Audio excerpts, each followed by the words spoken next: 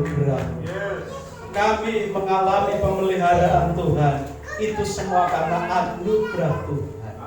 Sebab itu sepenuh hati dan seluruh kehidupan kami dan seluruh umat-Mu di Bethlehem ini, kami serahkan di dalam tangan anugerah. Dan kami akan terima firman-Mu. Berfirmanlah Tuhan melalui hamba-Mu. Pengurapan Roh Kudus menyata atas hamba-Mu yang akan menyampaikan sabda-Mu. Biarlah hamba-Mu boleh menyampaikan sabda-Mu dengan penuh otoritas, dengan penuh kuasa dari surga. Karena hamba-Mu ini adalah penyambung lidah-Mu yang mengungkapkan seluruh isi hati-Mu untuk umat-Mu di Bethlehem pada saat ini. Dalam nama Tuhan Yesus Kristus kami berdoa. Siap terima firman-Mu. Haleluya. Amin. Tuhan, saudara, shalom. Senang berkumpul bersama dalam ibadah kepada Tuhan pagi hari ini. Terima kasih Bapak Gembala yang sudah memberikan kesempatan untuk saya boleh berbicara, menyampaikan kebenaran firman Tuhan pagi hari ini. Kiranya Tuhan Yesus memberkati, mengurapi, meneguhkan dengan kehadiran kasih kuasa-Nya kepada setiap kita. Senang ketemu Bapak Yoyo, Yo senior di gereja kami dulu, dan beliau punya talenta. Dan putranya kah yang main keyboard tadi? Ya, yang main bass. Oh, baik. Full talent. Puji Tuhan. Sepertinya saya nggak perlu banyak berbicara karena sukacita Tuhan sudah dirasakan pagi hari ini. Ya, tapi ya, mari kita sedikit merenungkan firman Tuhan. Dan kebetulan ada perjamuan kudus. Saya sempat tanya berapa menit, 1 jam nggak kok? Wow. Saya melihat saudara adalah orang-orang yang mengerti firman Tuhan.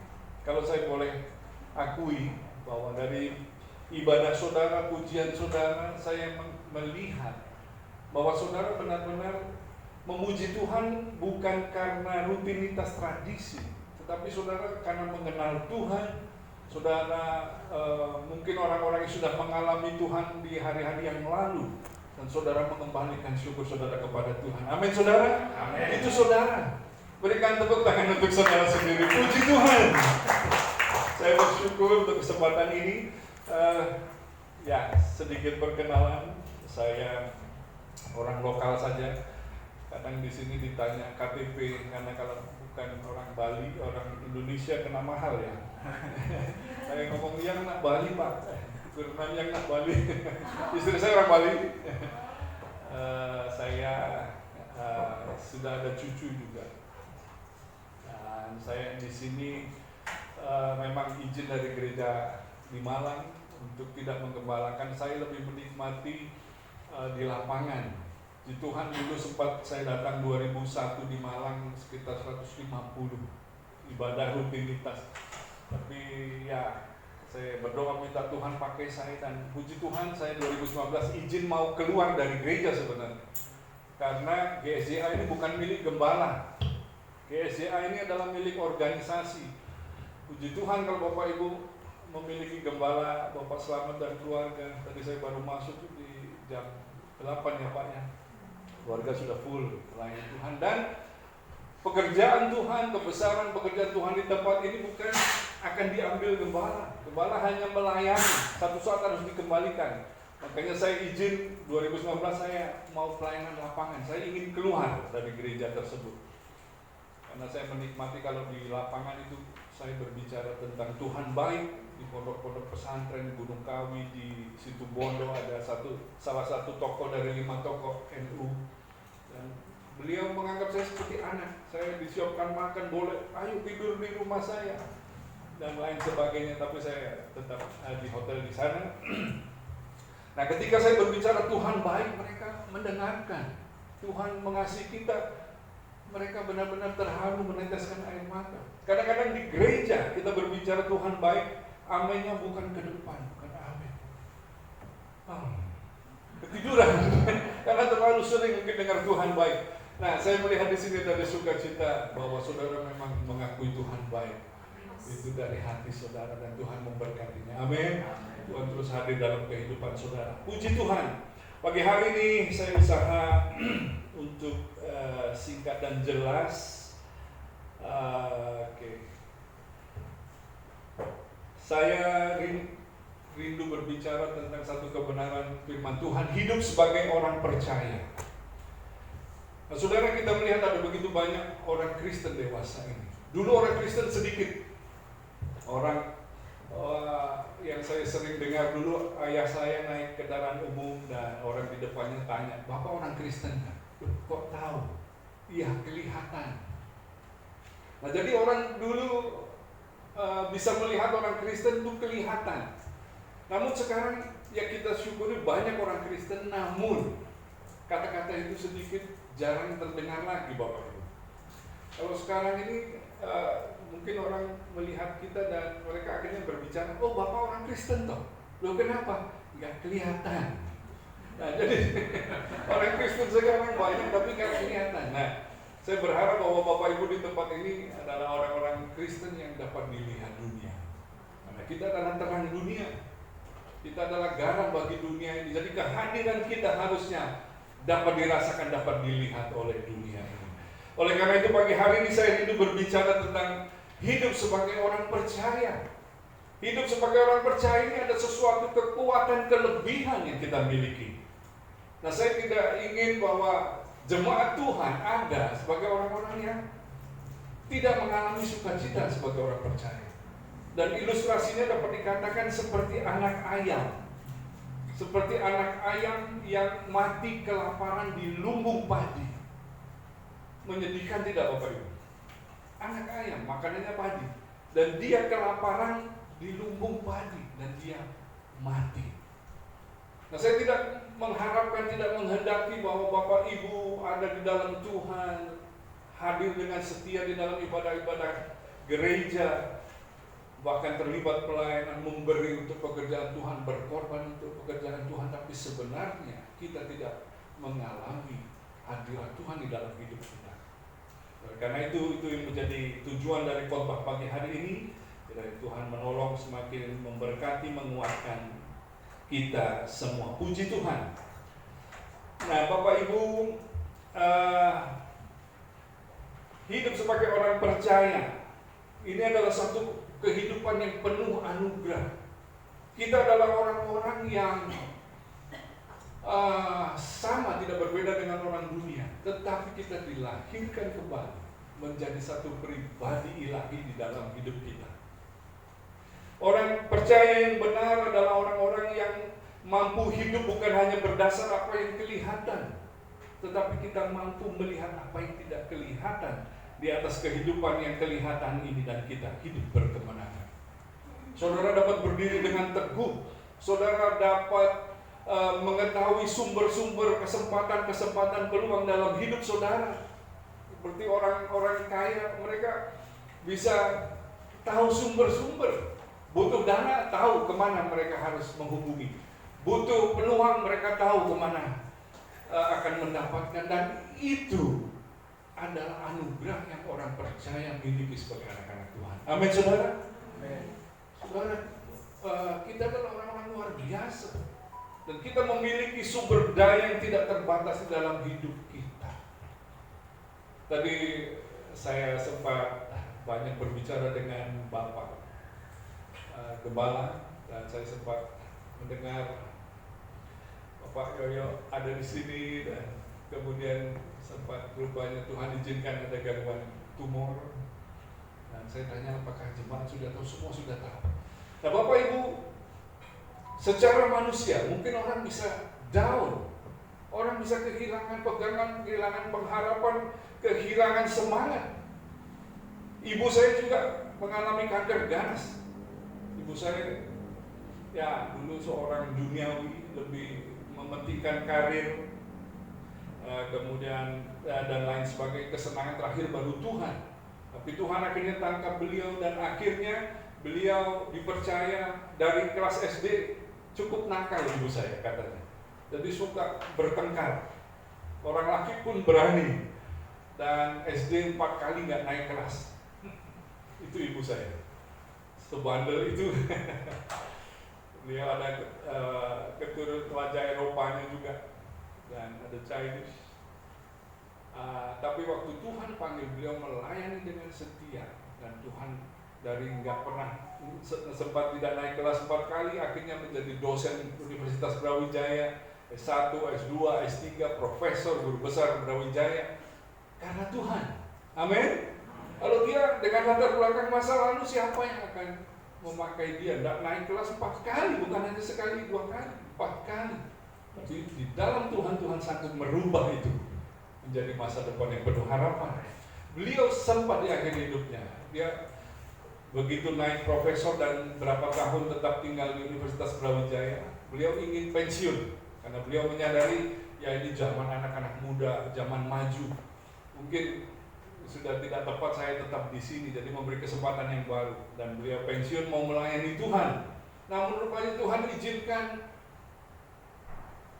terkena stroke 10 tahun, Tuhan izinkan, Tuhan beri kesempatan hidup lagi, padahal sudah berat. Setelah 10 tahun sempat koma, saya sempat terduga COVID waktu itu, tapi rupanya bukan. Saya datang kembali setelah isolasi 2 minggu, saya datang ke rumah, ibu saya sudah hampir koma. Saya tanya kepada keluarga, kok dibiarkan atau kita nggak bawa ke rumah sakit? Dan mereka akhirnya bawa ke rumah sakit, dan akhirnya saya menemani di ambulan sempat masih bisa bicara, sampai di UGD koma sudah. Tapi kita tetap percaya bahwa Tuhan berkuasa. Manusia, orang percaya adalah orang yang tidak terbatas. Banyak tembok-tembok dalam hidup kita, tapi bersama dengan Tuhan kita tetap percaya tembok pun dapat kita lalui. Amin. Dan saya hanya menyerahkan kepada Tuhan. Kita nggak bisa memaksa Tuhan. Kalau Tuhan tidak jamah, nggak pulihkan, nggak sembuhkan, tidak gereja-gereja, tidak Kristen-Kristenan, tidak Yesus-Yesusan. Saya hanya percaya, berserah, itu orang Kristen. Ya, ibu saya dirawat dan keesokan harinya bangun pulih lagi, saudara. Dan bisa melambaikan tangan dari balik kaca ICU. Namun setelah berapa minggu rupanya nggak ada semangat untuk makan, rupanya ada yang mengganggu di pankreas, di hatinya, dan akhirnya tubuhnya menguning.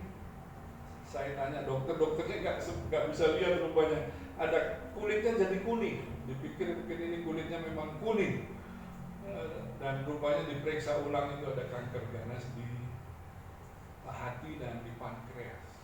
Nah, sebagai orang percaya kita hanya berdoa saja, kita menyerahkan kepada Tuhan, dan rupanya yang memang semakin menurun, dan akhirnya Tuhan panggil. Tapi saya dapat melihat Tuhan masih bekerja, bahwa beliau tetap melihat ada harapan, ada kekuatan untuk tetap tinggal di dalam imannya, tidak meninggalkan Tuhan, tidak menyangkali Tuhan. Itu adalah mujizat juga, saudara. Amin.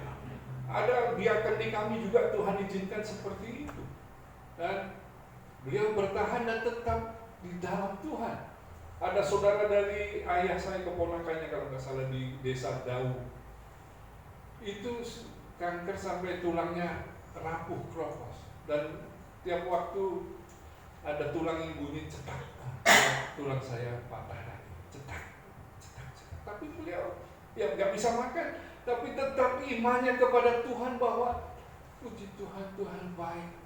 Dengan lemah tetap ada keyakinan Tuhan itu kuat, Tuhan dahsyat, Tuhan baik, dan itu kekuatan yang kita punya.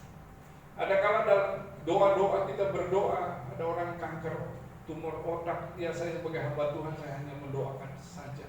Tuhan sembuhkan, Tuhan pulihkan begitu saja. Jadi kita tidak bisa mematok Tuhan akan lakukan apa, tetapi bagian kita adalah percaya. Oleh karena itu saya mendukung Pak Yoyo untuk tetap lihat Tuhan saja yang pegang ujung tali hidup kita. Bukan saya sudah divonis gini bahwa hidup saya berakhir, enggak. Seringkali tokoh-tokoh Alkitab adalah orang-orang yang Tuhan izinkan harus sampai di lembah air mata. Amin. Daud seorang raja dikejar-kejar sampai sempat nggak pakai sendal, nggak sempat ambil sendal, lari masuk di solokan kerajaan, lari dari anaknya. Yunus seorang nabi Tuhan, bukan harus pakai jas gini dan keren begitu, tapi diizinkan untuk masuk di perut ikan. Kita makan minyak ikan aja bisa mual-mual, ini ditaruh di dalam perut ikan. Dan ketika dia keluar 3 hari kemudian, ya ajaib juga. Kalau sampai masuk perut ikan dan tetap hidup 3 hari. Saya sempat Tuhan izinkan ke Israel, dan di Niniwe itu ada patung ikan yang diduga memakan Yunus, dan gaib dan orang Arab gaibnya katakan ini adalah ikan yang digambarkan yang memakan Yunus untuk dibawa ke tujuan Tuhan.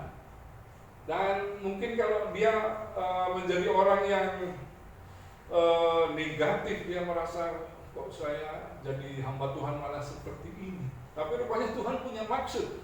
Orang Niniwe yang keras kepala, bahkan menyiksa orang, tidak hanya sekedar menyiksa yang biasa, menyiksa dengan mengerikan, menguliti kulit orang, dikuliti hidup-hidup. Dan itu orang Niniwe. Dan Tuhan pakai Yunus untuk berbicara ke mereka. Yunus tidak mau, dia bangsa terlalu bahasanya kasarnya biadab, nggak layak terima kasih Tuhan, saya tidak mau menginjili mereka. Tapi Tuhan rupanya pakai caranya, diizinkan di kapal menuju Tarsis. Tuhan bikin angin ribut sedemikian rupa sampai cara satu, mengurangi beban kapal supaya kapal bisa tetap mengapung. Sudah dilakukan, tetap tidak bertahan. Dan akhirnya dilakukan undi. Mungkin ada orang yang sedang dikutuk, yang kesal, yang puasa, dan rupanya jatuh undian kok ya kepada Yunus. Dan akhirnya Yunus katakan, ya lempar aku ke tengah laut. Dan dia dilempar dan dia menerima dan berserah kepada Tuhan. Nah, ini kunci perubahan di dalam hidup kita. Kunci mujizat juga ya Pak Yoyo. Krisis. Ketika kita tidak mengeluh, kita menerima Tuhan berdaulat, dan apapun boleh terjadi, saya tetap cinta Yesus. Tadi saya melihat seluruh ibadah ini luar biasa, membawa kita mengalami Tuhan secara ajaib. Dan akhirnya Yunus ditangkap oleh ikan besar yang memungkinkan untuk menempatkan dia di perutnya. Coba saudara bayangkan, saudara dalam ruang gelap mungkin takut, ini Yunus harus di perut ikan sempit, gelap, bau. Stres enggak saudara? Kalau mimpi aja gitu bisa sulit nafas, ini di dalam perut ikan nyata 3 hari. Dia harus bertahan. Seperti apa coba proses Tuhan ini?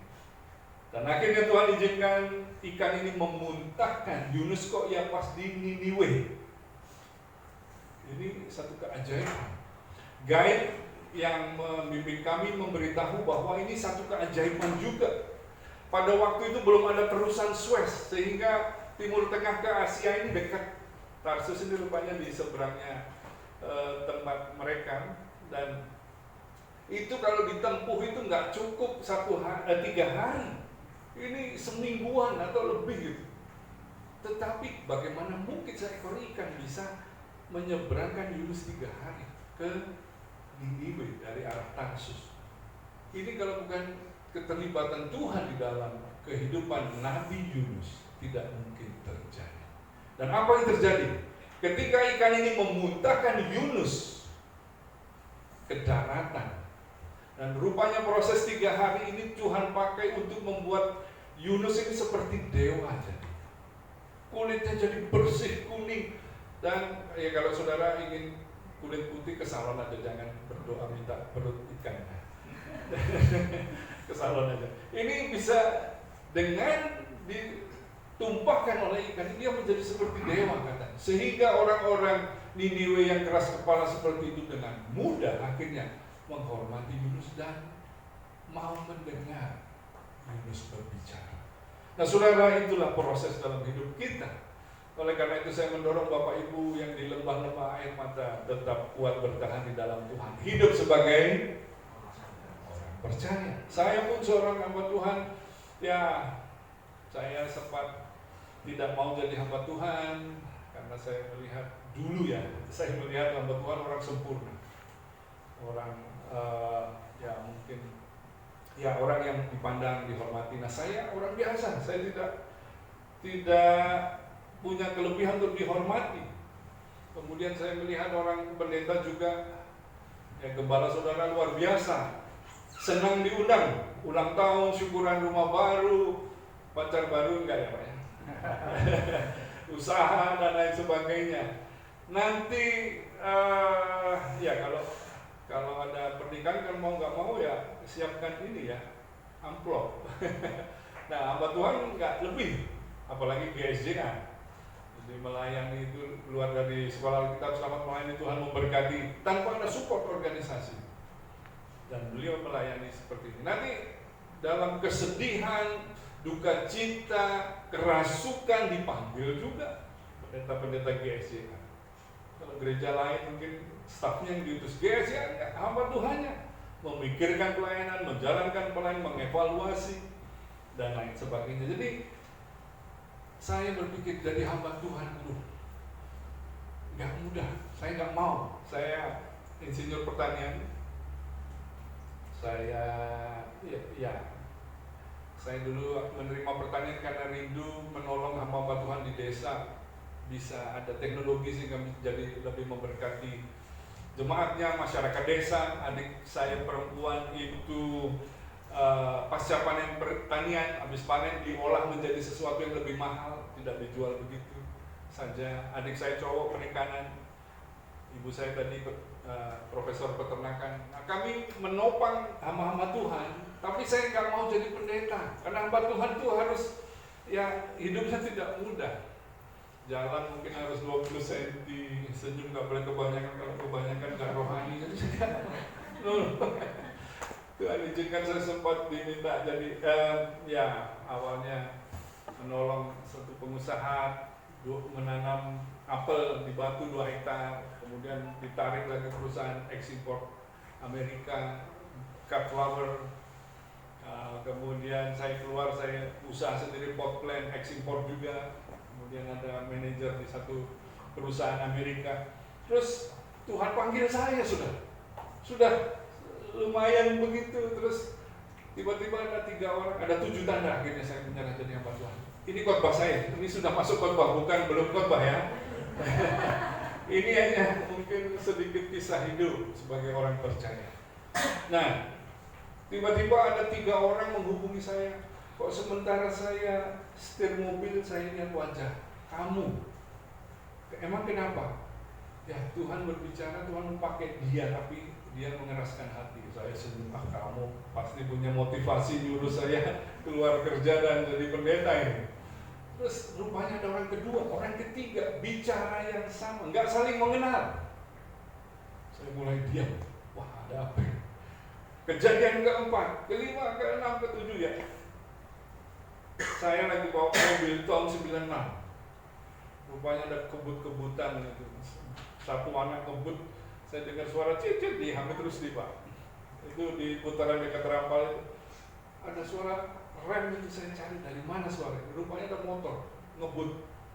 Dan di depan mobil saya waktu itu rodanya terangkat, jadi nggak bisa ngerem dia. Wah pasti nabrak itu. Saya udah menahan. Terus rupanya roda turun dan terhindar, lepas. Muncul satu lagi.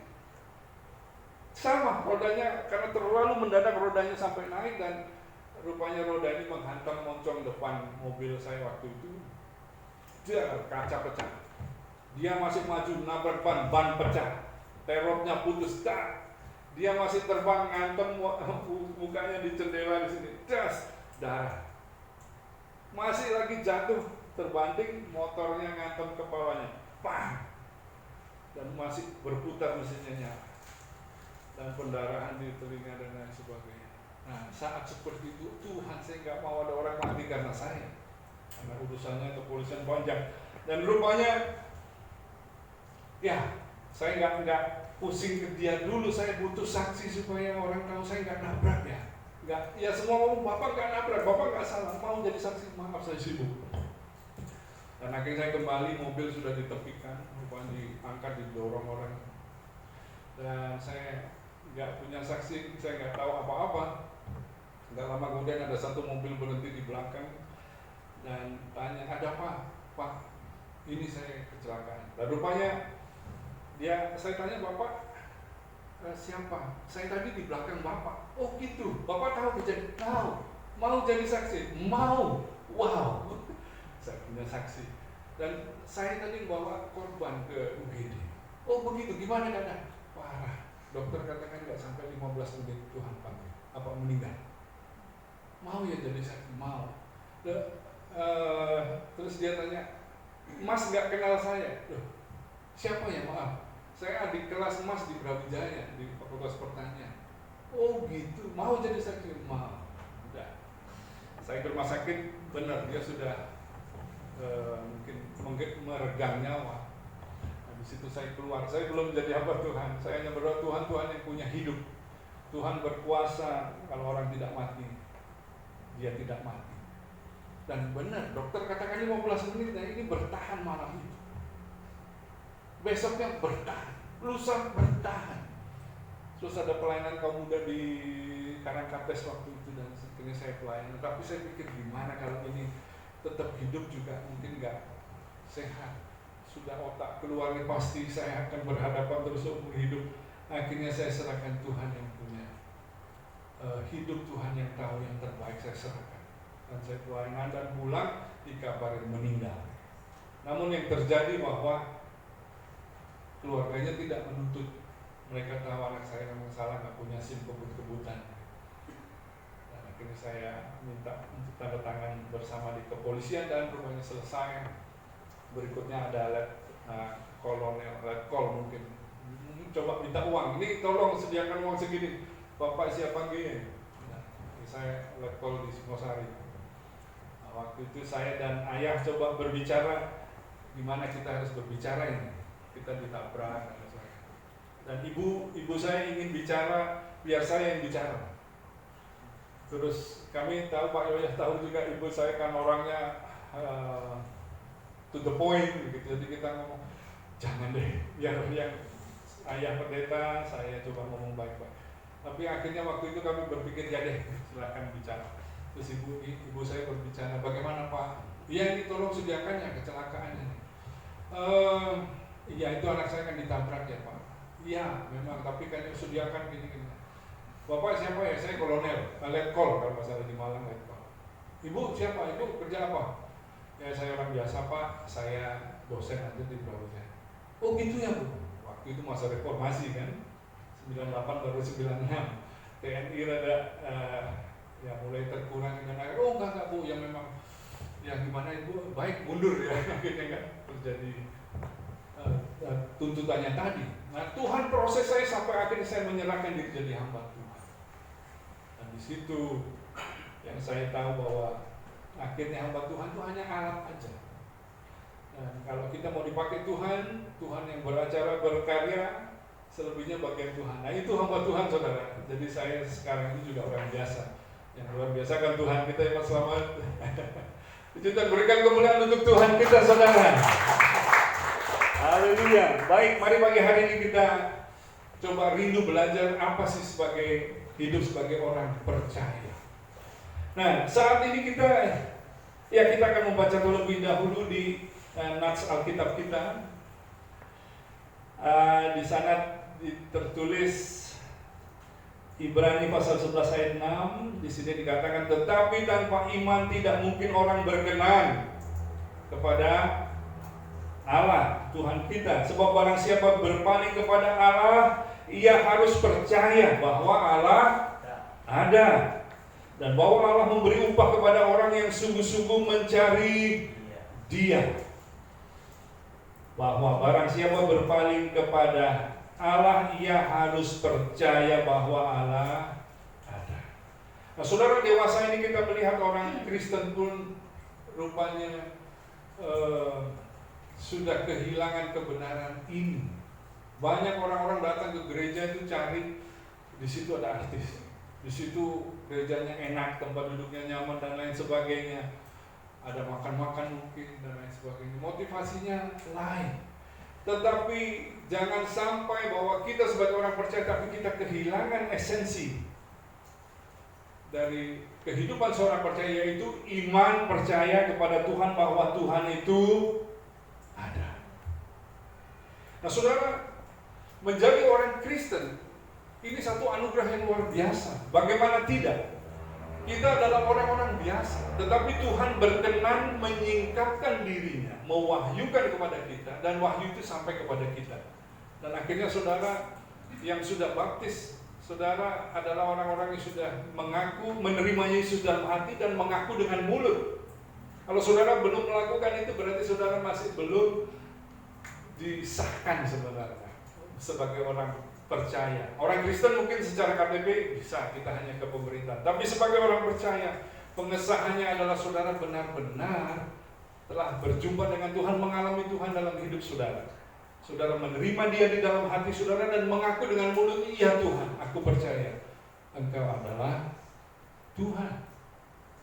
Nah, setelah itu maka saudara akan hidup sebagai orang percaya. Nah, dewasa ini banyak orang-orang ke gereja dan mereka datang sebagai orang-orang yang ya daripada nggak ada kesibukan. Ya, saya mau datang ke sana, saya mau ya ngisi waktu cari teman, siapa tahu ketemu jodoh dan lain sebagainya, ketemu relasi bisnis. Mereka kehilangan esensi dari seorang percaya, iman percayanya.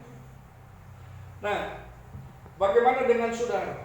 Apakah saudara masih mengikut Tuhan sebagai orang percaya karena iman saudara, bukan karena rutinitas, tradisi, kebiasaan, tetapi benar-benar karena iman saudara? Tuhan kita Tuhan yang besar, saudara.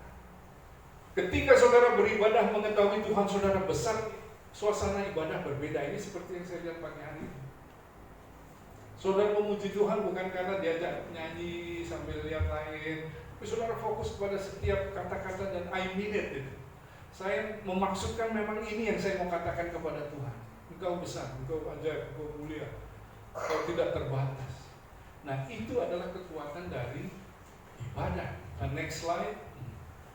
Nah, mari kita melihat kehidupan saat ini. Kita melihat ada perumpamaan ilalang dan gandum ini benar-benar ada di sekitar kita. Tidak sedikit orang beragama di Indonesia, karena ini adalah negara berketuhanan. Namun, kita melihat ada kehidupan ilalang. Mereka tidak lebih baik, tidak lebih rohani, tetapi lebih mengerikan. Kalau kita melihat orang beragama pakai baju agama, kita bisa jadi malah menghindar, takut, jangan deket-deket nanti malah ada masalah, menakutkan. Sedangkan orang rohani harusnya orang-orang yang lebih tinggi hidupnya, lebih mulia, hidup dalam kedalaman hidup. Tapi rupanya agama menjadi mesin pembunuh sekarang. Ya, mereka ikut agama daripada saya dijahati. Jangan seperti itu. Banyak orang bukan hanya antar agama lain dengan Kristen, tapi di dalam Kristen sendiri tidak sedikit orang ke gereja tanpa iman. Mereka ke gereja yang lupa bahwa di dalam ibadah ini ada Tuhan, saudara. Saya dalam pelayanan, banyak pelayanan pelepasan. Ketika kita memuji Tuhan, itu orang yang kerasukan itu setannya bisa terganggu. Dan ada kuasa di dalam pujian. Amin, saudara. Karena itu ketika memuji Tuhan, jangan asal memuji Tuhan. Ketika berdoa, Tuhan bekerja. Nah, kita adalah orang-orang yang harus tetap hidup di dalam iman percaya sebagai orang Kristen. Orang Kristen ilalang ada juga banyak di dalam gereja. Nah, dalam perumpamaan ini para murid bertanya, Tuhan, bolehkah saya cabut ilalang ini? Tuhan katakan jangan, biarkan saja. Pada waktunya akan kelihatan mana yang ilalang, mana yang gandum. Nanti panen bersama, yang ilalang kumpulkan, gandum ikat masuk kepada proses. Zaman itu nggak ada seleb prosesnya. Kemudian ilalang kumpulkan dan dibakar. Nah, kita sedang berhadapan dengan fakta tersebut, bahwa satu saat kita akan berhadapan dengan pengadilan, saudara. Nah, apakah saudara sudah menjadi orang percaya yang sebenarnya sejati, yang asli? Nah, nanti kita akan lihat seperti apa sih orang Kristen hidup sebagai orang percaya yang seharusnya. Nah, kalau tidak asli, harusnya kita tidak mau. Saudara misalnya dapat kesempatan dikasih emas 1 on, dan itu ada pilihan emas kuning, tapi itu sepuhan, cacatan, dicat. Saudara tahu ini bukan emas, ini cat. Terus ada sepuhan, terus ada yang asli. Saudara pilih yang mana kira-kira? Atau saudara rendah hati, saya yang cacatan aja. Ini bukan bicara tentang rendah hati, tetapi tentang hak istimewa, anugerah. Dan tentu kita akan memilih yang sejati. Nah, pagi hari ini juga saya rindu saudara benar-benar memahami orang percaya yang sejati itu rupanya berbeda dengan sekedar orang Kristen. Banyak orang Kristen sekarang ini juga imannya itu tidak sepenuhnya percaya kepada Tuhan. Kadang masih ada melibatkan yang lain. Ya, jadi orang Kristen ya kita harus sejahtera juga. Kalau Tuhan tidak berkati, nggak Tuhan-Tuhanan. Saya doa Tuhan tidak jawab, nggak gereja-gereja, ada Kristen-Kristenan. Tidak begitu, saudara. Orang percaya sejati mereka ikut Tuhan karena mereka adalah orang-orang yang sudah bertemu dengan Tuhan. Kekristenan yang membedakan kekristenan dengan agama lain. Saudara lihat ada perbedaannya tidak? Agama lain berbuat baik supaya masuk surga. Kalau kekristenan gimana gambarnya? Ketika kita masih berdosa, Tuhan datang kepada kita, mati bagi kita, membayar harganya supaya kita masuk surga. Kita masih berdosa, kita belum mengenal Tuhan. Tapi ketika kita berjumpa dengan Tuhan, kita diselamatkan, diampuni. Dan ikatan-ikatan karena iblis bisa mengontrol kita, kita tidak pernah beruntung, kita nggak dipercaya orang karena orang mengingat masa lalu. Kita tidak bisa menghindari itu. Iblis akan terus memakai panah-panah untuk membuat kamu dulu itu orang jelek, kamu begini, kamu kan begini, kamu kan begini. Jadi orang Kristen tetap iblis akan tembak. Tetapi yang membedakan ketika kita di dalam Tuhan, kita tidak lagi tertuduh. Kita sudah mengakui kesalahan kita, Tuhan mengampuni kita, Tuhan menebus bukan dengan emas perak tapi dengan harga yang mahal. Dan sejak saat itu kita adalah ciptaan yang baru. Kekudusan orang Kristen, ini cukup banyak ini ya. Semoga saya cepat berhenti. Keselamatan orang Kristen karena Yesus semata. Bukan karena persembahan, pelayanan dan lain sebagainya. Berbuat baik, tidak. Terus nggak perlu berbuat baik, enggak juga. Kita berdosa, Tuhan datang, kita diselamatkan. Setelah itu kita berbuat baik, kita melayani Tuhan, mengasihi Tuhan sebagai ucapan syukur. Amin. Bukan supaya masuk surga. Ketika saudara sudah menerima Yesus dalam hidup saudara, dalam hati dan mengaku dengan mulut, saat itu karena Tuhan panggil, walaupun kita belum sempurna, saudara masuk surga. Nah, cuman mahkotanya beda. Nah, itu mungkin di kesempatan lain kalau dipercaya bicara lagi ya Pak. Kalau nggak kepanjangan begini. Nah, anugerahnya beda. Nah, jadi kekristenan berbicara tentang ucapan syukur, tentang trust, kepercayaan. Anak-anak kecil itu melihat orang, kalau orang itu nggak bisa dipercaya, dia nggak mau dekat. Nah, anak-anak ini mereka dengar-dengaran percaya kepada kita. Nah, trust yang sama saudara harus temukan, miliki kepada Tuhan. Bahwa Tuhan benar-benar pribadi yang karena kasihnya kepada kita. Tuhan terlalu besar, saudara. Saya di Bali ini dipercaya juga menangani pertanian di Soka sana, 8 hektar kebun durian. Ada kuda, ada burung unta, ada sapi, ada ayam kapas, ada ayam hias, macam-macam. 8 hektar. Ya, kalau panen ya ingetin saya, siapa tahu. Bawa ke sini ya. Sekarang lagi musim durian. Oh, iya. Tapi ini yang musangking duri hitam yang gede-gede manis, duri hitam, biji kecil. Nanti lupa Tuhan ini jadinya. Jadi ke bawah durian. Nah, mungkin kita bisa bilang, wah, kaya yang punya. Kebetulan dia anak orang ke Asia juga, dan saya sebenarnya nggak mau balik ke pertanian kok diminta. Sering pelayanan misi, tapi akhirnya diminta, ya udah saya bantu 3 kali seminggu. Nah, kita merasa wah punya tanah, saya masih kontrak. Sama saya juga di sini kontrak. Saya karena rumah masih di Malang, dari Malang masih diminta 3 bulan sekali. Anak cucu saya sudah rumah sini, istri saya orang dari pasar. Nah, saya merasa mungkin nggak punya rumah. Jangan merasa kecil hati saudara. Kalau dilihat 8 hektar gede, coba tarik drone ke atas, satu tambalan misalnya, kecil, 8 hektar. Tarik lagi Bali, tambah kecil. Tarik lagi Indonesia, tambah kecil. Tarik lagi dunia, kecil 8 hektar. Tarik lagi tata surya matahari dengan planetnya itu, tambah kecil 8 hektar. Tarik lagi lebih tinggi apa? Di atas tata surya, galaksi. Galaksi itu miliaran bintang. 8 hektar apa? Miliaran bintang, galaksi. Saudara tahu di alam semesta berapa galaksi? 8 miliaran galaksi. Dan Tuhan kita di atas galaksi, miliaran galaksi. Tapi Tuhan menyatakan diri, aku mengasihi kamu. Tidakkah saudara bersyukur saudara? Tidakkah masalah kita ternyata lebih kecil? Tidakkah kita dengar-dengaran Tuhan, jangan hidup sebagai ilah, hiduplah sebagai gandum yang produktif, yang bermakna, yang penting. Nah, ini adalah kehidupan yang pilihan yang ada di hadapan kita. Next slide.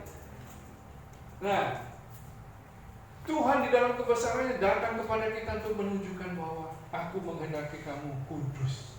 Kamu tidak sembarangan. Apa artinya kudus? Kudus itu terpisah.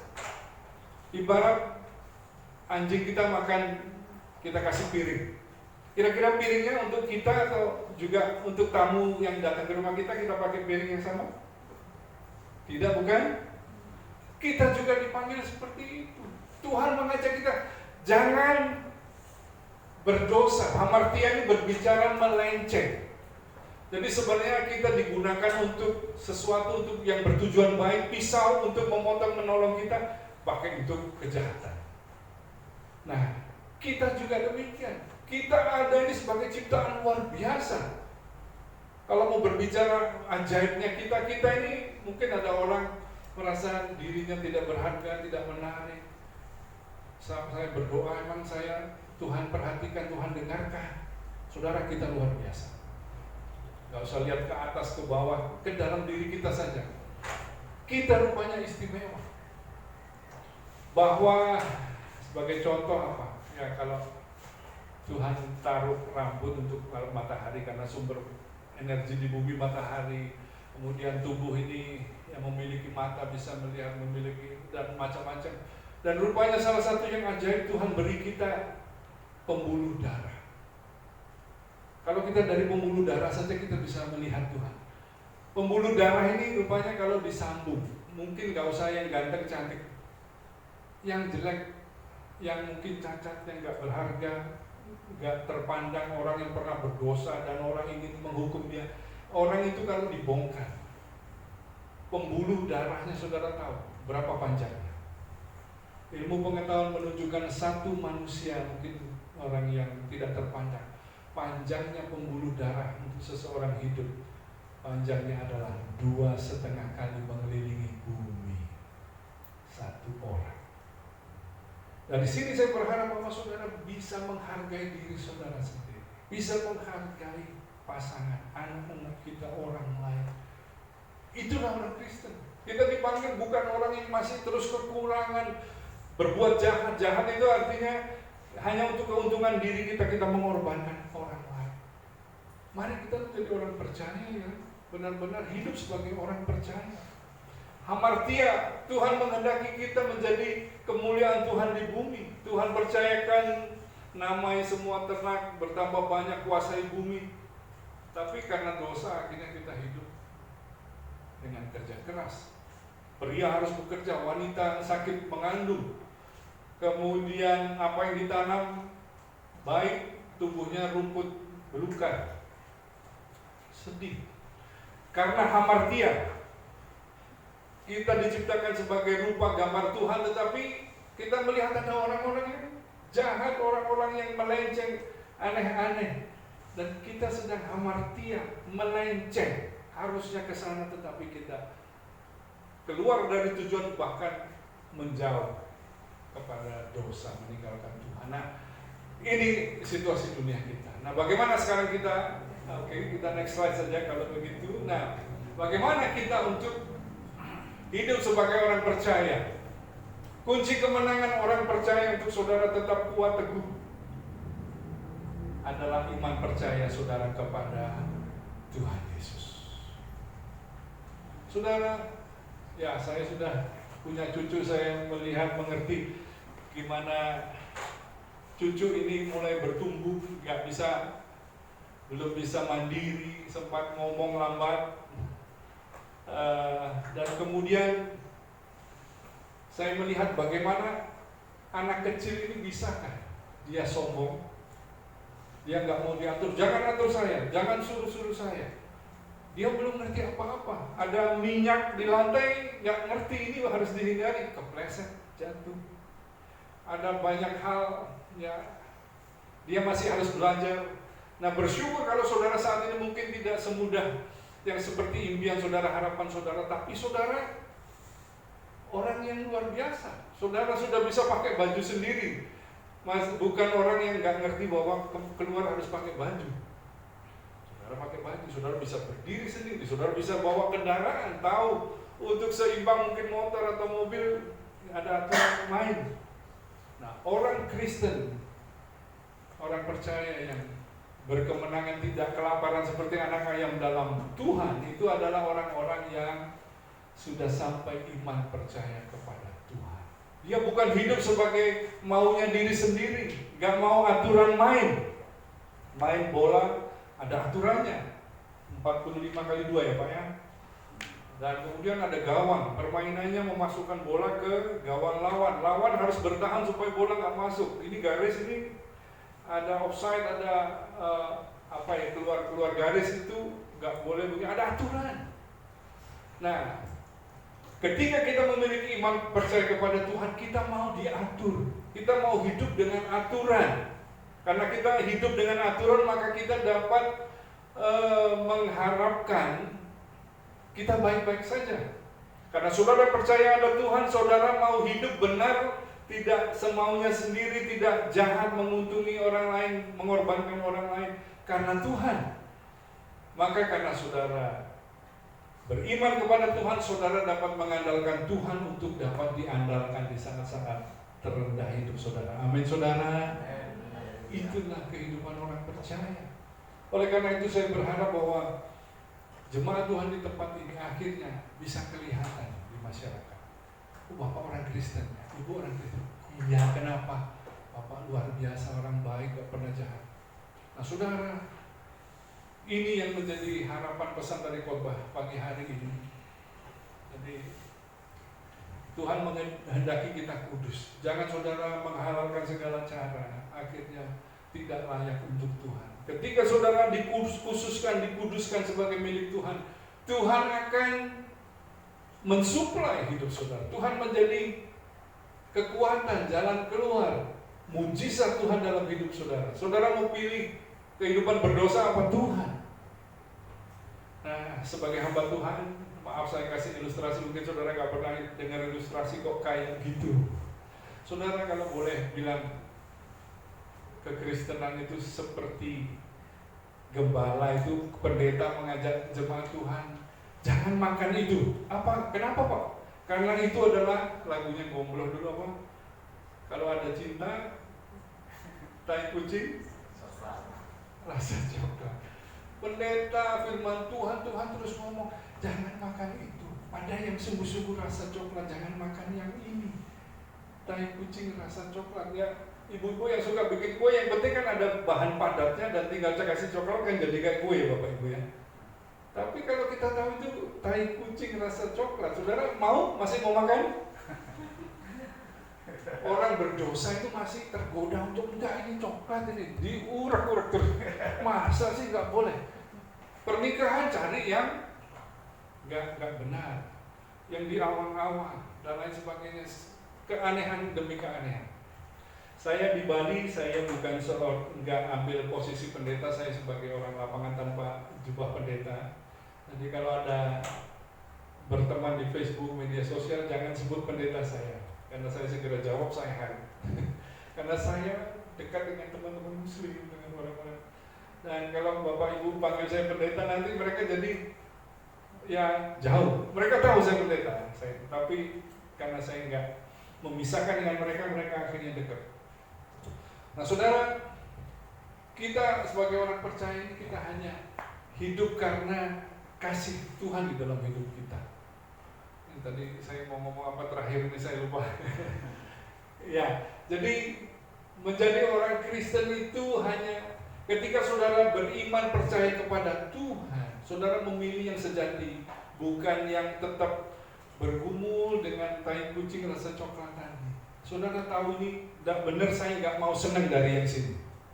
Dewasa ini orang-orang penyimpangan macam-macam. Ya saya tidak bermaksud menyinggung kalau misalnya sampai ada. Tuhan tetap mengasihi kita. Hukuman Tuhan nyata, tetapi kasih Tuhan lebih nyata, lebih besar. Ada yang mungkin merasa pasangan saya mungkin sesama jenis. Tuhan ciptakan tetap laki-laki sebagai laki-laki, wanita sebagai wanita. Lebih dari itu waktu ketemu Tuhan gak diterima loh saudara.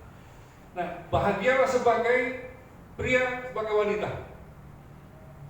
Nah, kalau kita sudah terbiasa dengan gaya yang mungkin tidak sebenarnya, minta Roh Kudus untuk sadarkan, oh ya, membuka, mencerikan mata kita, saudara bisa kembali. Zaman sekarang macam-macam. Saya di sini sebagai nggak pakai jubah pendeta, tapi sebagai coach karakter. Saya membangun pribadi idaman, jodoh idaman. Saya juga tukang jodoh. Tapi bagi mereka yang masih percaya, menghargai, menghormati ikatan pernikahan, saya temukan dengan yang masih sama-sama menghormati pernikahan, beraturan main, bukan asal-asalan cinta yang sudah dijinakan. Bukan cinta yang masih minder, cinta yang masih ke overpedean, menikmati habis manis sepas dibuang. Nah, saya mengajak yang sebenarnya. Nah, jangan iman percaya kepada Tuhan membuat kita percaya, dengar-dengaran kepada Tuhan. Seperti anak kecil yang mau percaya orang tuanya dikasih tahu, nah jangan takut-takut ya, ayah ibu sayang kamu. Hujan petir, ibu bapak hadir, tutup jendela dan ada orang tua, tenang. Ketika orang tua katakan jangan yang jahatnya dia lakukan, dia akan disukai, dia punya masa depan. Sekolah bukan sekedar pakai seragam, tapi bolos keluar, ngamen di jalan. Dia pikir gimana sih bapak ibu, ngamen itu dapat uang, masih kecil punya uang, ngapain saya harus sekolah. Nah, waktu berjalan teman-temannya semakin tinggi jadi dokter, dia tetap ngamen. Hasil ngamen itu berapa? Pergaulan saudara hidup sebagai orang percaya. Amin. Percaya Tuhan, dengar-dengaran Tuhan, dan itulah kunci kemenangan orang percaya, iman percaya. Tuhan menghendaki jangan biarkan anak-anak ini datang kepada Tuhan. Mengasihi siapa yang punya kerajaan surga yang seperti anak-anak. Amin.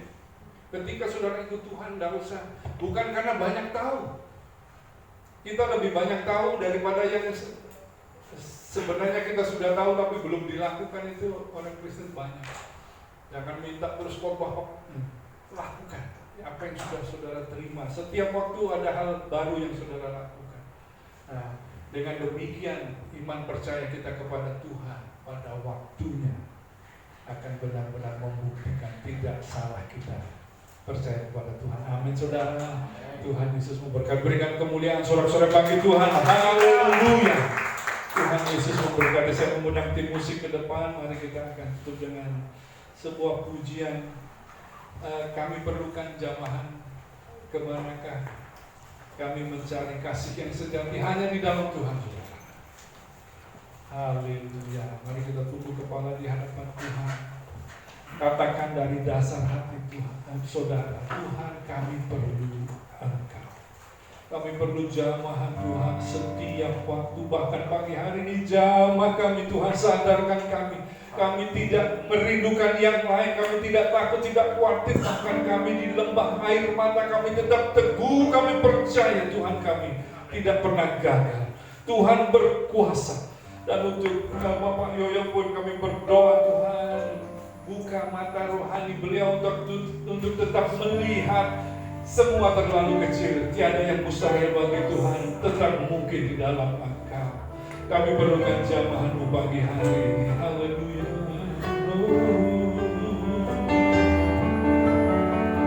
Kemanakah kami mencari kasih sejati?